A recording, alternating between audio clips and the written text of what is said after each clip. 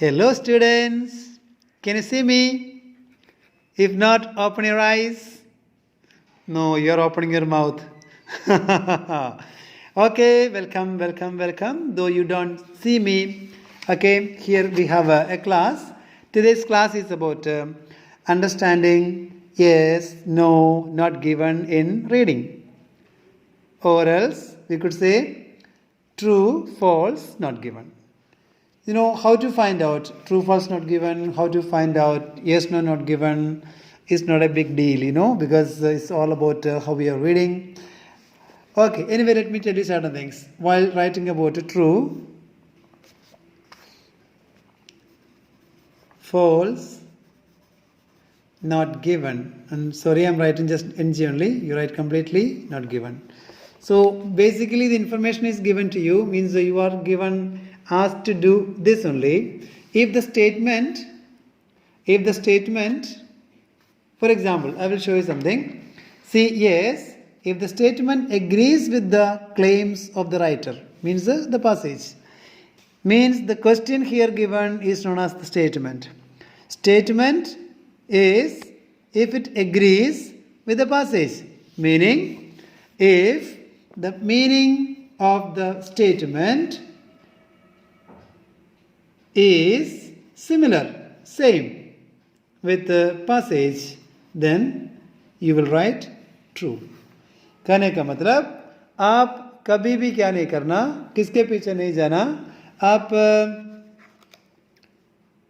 Words के पीछे नहीं जाना, मीनिंग के पीछे जाना है. मीनिंग क्या बता रही है, स्टेटमेंट का मीनिंग यहाँ पासेज के साथ कैसे है वो हम देखने वाला.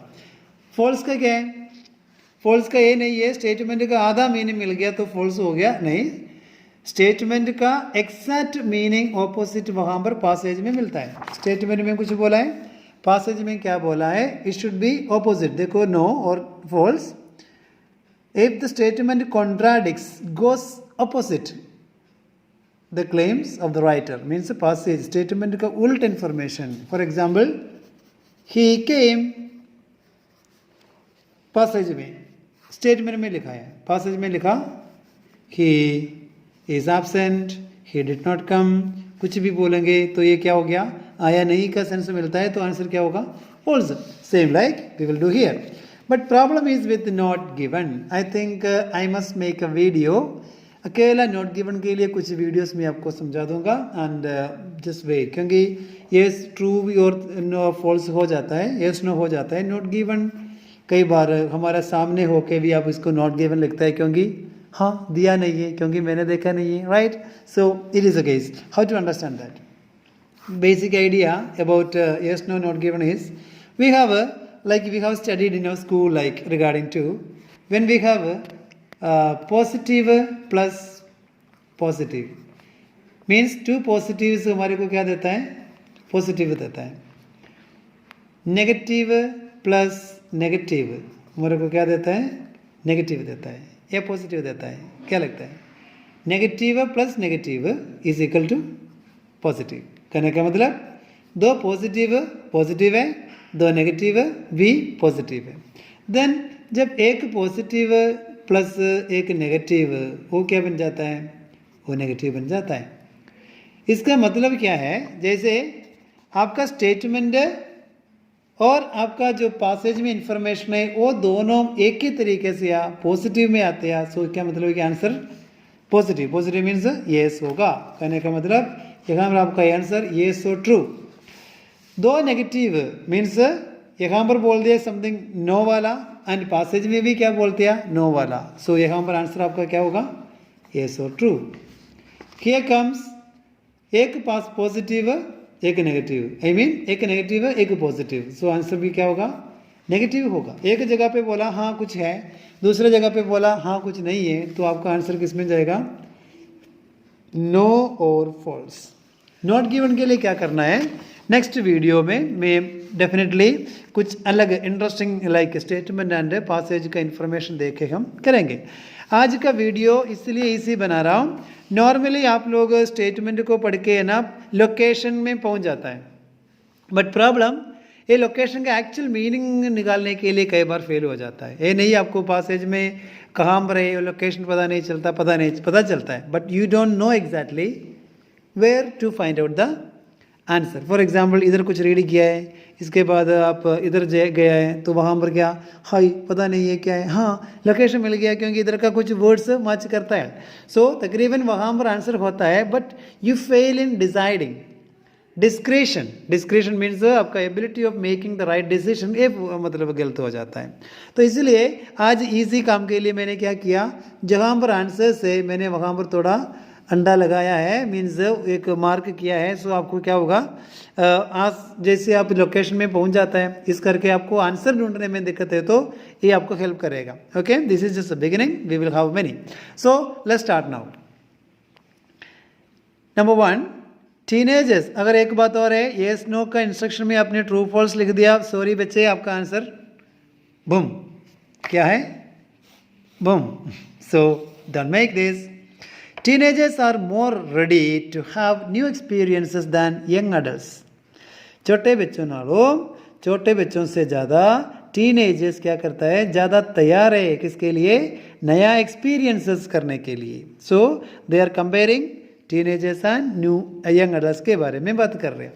तो ये एक्सपीरियंस की बात कहाँ किया है, यहाँ पर हम देखो एक्सपीरियंस की बात, न्यू एक्सपीरियंस की बात किया है।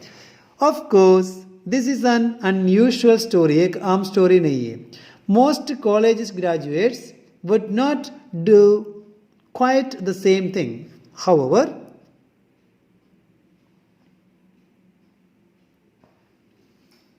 however studies do show that in teenage years people are more likely to try out new experiences. Let me read it. I will read it. Teenagers are more ready to have new experiences than young adults. Young adult लोग कौन है और teenagers कौन है? Teenagers और young adults के बीच में compare करेंगे तो टीनेजर्स ज़्यादा क्या करता है, नया एक्सपीरियंसेस को कोशिश करता है, ट्राई करता है। सो यहाँ पर क्या है, most college graduates do not quite do the quite same thing. However, एक हाउएवर की बात क्या, दूसरों की बात। स्टडीज डू शो दैट, जो भी स्टडी हो चुका है हमारे को ये बता रहे हैं, सचमुच डू लगाने का मतलब क्लियरली बताते हैं, in teenage years people are more likely to try out new experiences.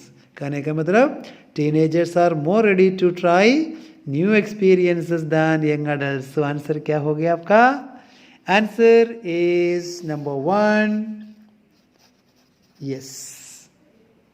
Reason, teenagers young adult से ज़्यादा, लाइक इधर बात किया है कौन है, कॉलेज ग्रेजुएट्स। आपको पता है कॉलेज में लाइक एक पर्सन का +2 स्कूल वाला, टीनेज 19 तक यू कैन अंडरस्टैंड स्कूल का स्टडी, इसके बाद क्या होता है कॉलेज का स्टडी, मीन्स कॉलेज ग्रेजुएट्स वगैरह सभी 19 से लेकर आगे हो जाते हैं, उनका एज ये कौन है, young adults. Ready. Number 2, grandparents usually encourage their grandchildren to get a well-paid job. grandparents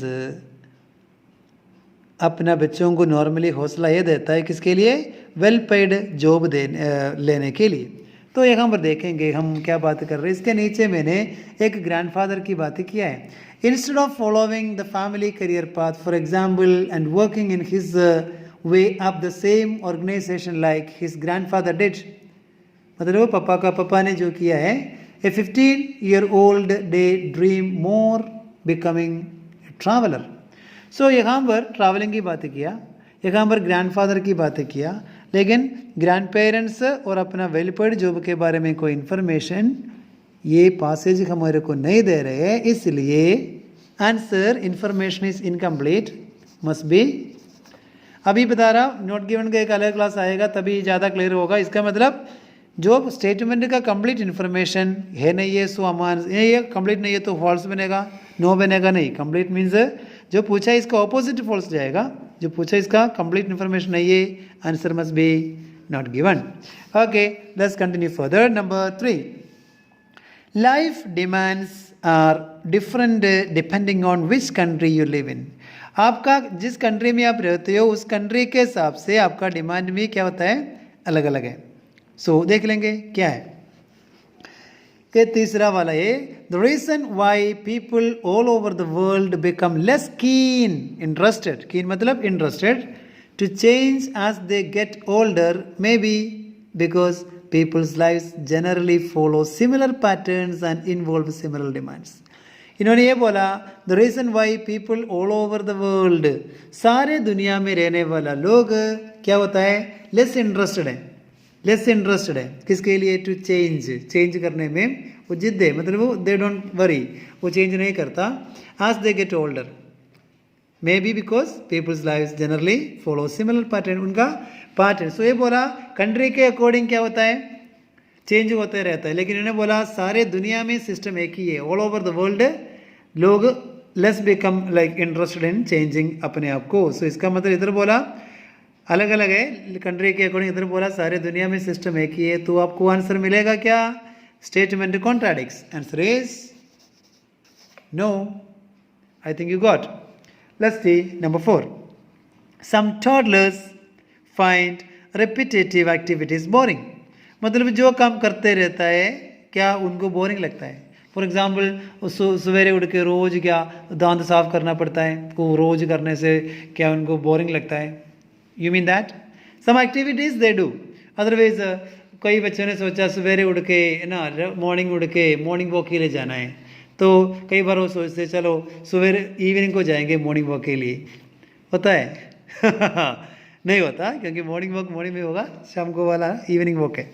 okay anyway that is not the case. इन्होंने बोला एक्टिविटीज बोरिंग है जो करते रहने वाला, सेम। सो देख लेंगे क्या, number 1, number 2, number 3, number 4। However का मीनिंग आपको पता लग गया, पहले जो बताया इसका उल्टा है।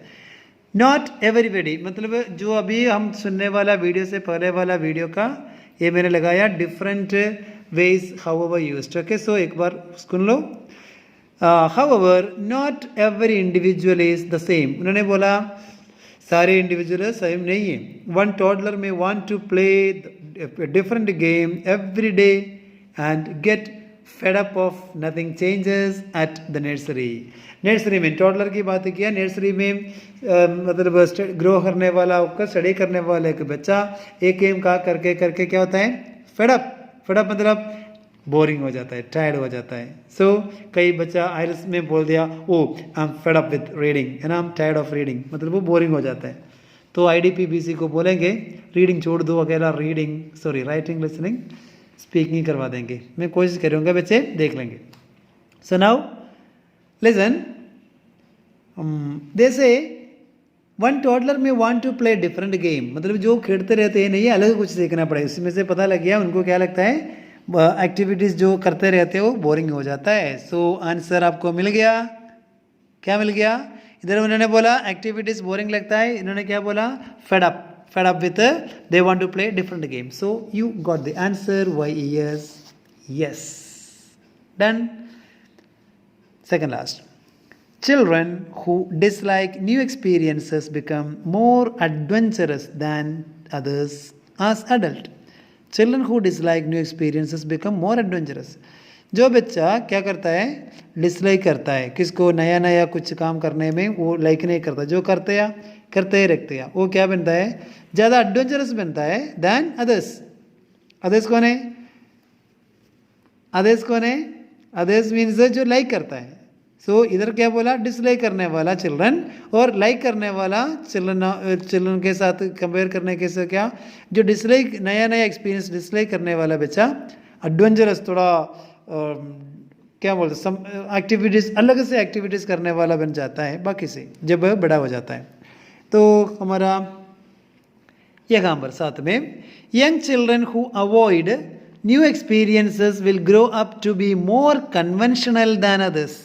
क्या बोला, कन्वेंशनल, क्या बोला, एडवेंचरस। इन्होंने बोला सम लाइक खतरनाक, सम डेयरिंग, सम जिसमें ज़्यादा हिम्मत वगैरह चाहिए, वो वाला काम करेंगे जब बड़ा हो जाते हैं। लेकिन उन्होंने क्या बोला, जिसने जो नया एक्सपीरियंस डिस्प्ले करने वाला क्या ग्रो करेगा, they will be more conventional.